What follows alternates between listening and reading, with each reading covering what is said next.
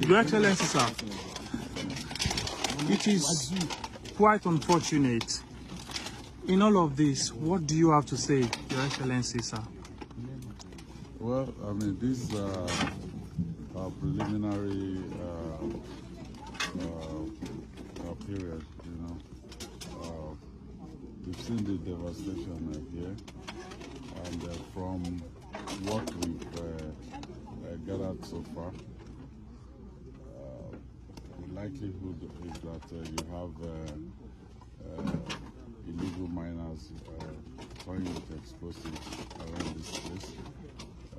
We've always said to people that when you see something, say something, and then the authorities should be able to do something. This is quite unfortunate. At this stage, is